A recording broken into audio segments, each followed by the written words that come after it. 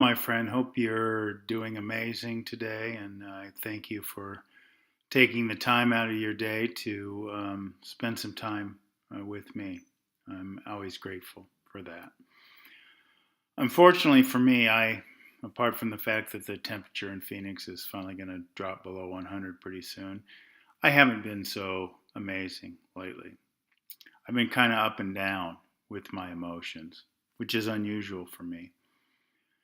But what I did, instead of trying to avoid those emotions, is as difficult as it might have been at times, is to really embrace those emotions and digest those emotions and allow those feelings to really penetrate my body, if you will.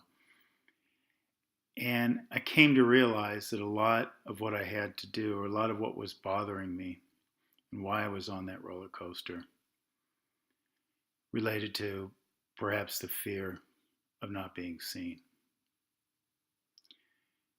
as who I am.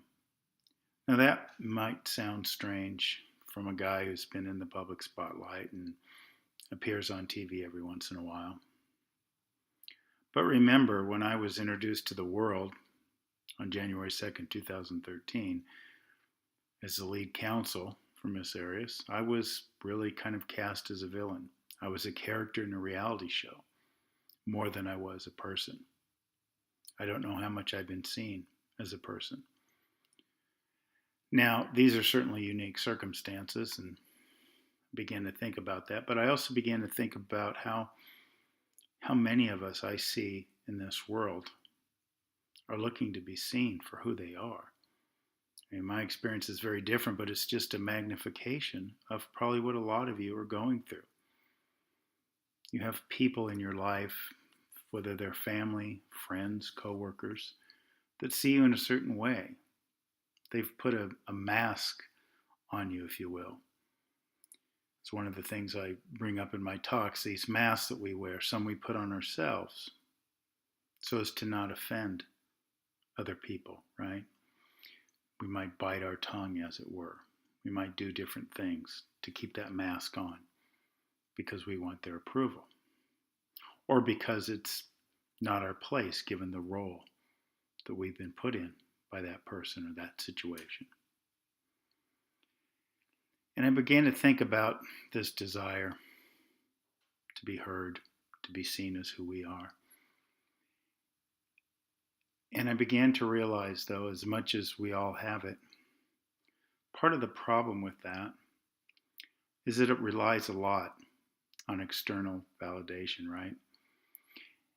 The fear of doing that is based in the reality or the concern, maybe not a reality, the concern that those around us won't accept who we are or won't really hear what we have to say.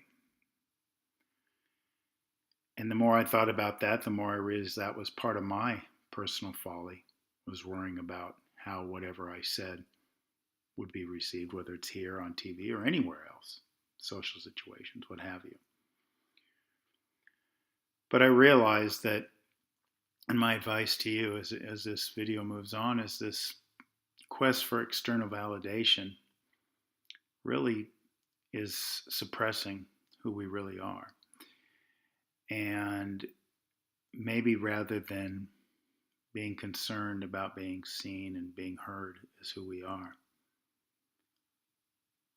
because that requires external validation for someone to really hear us, right, and really see us, is just to speak our truth, to live our lives.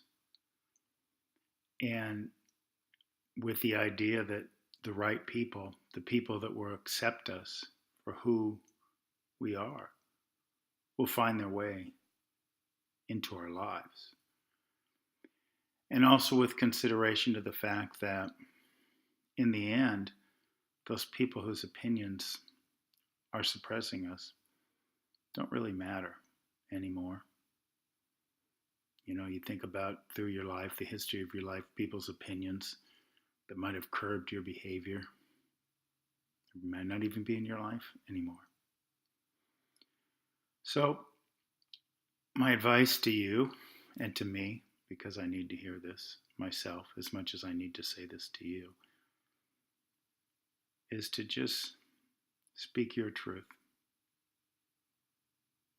To speak your truth. And that can be hard, I know.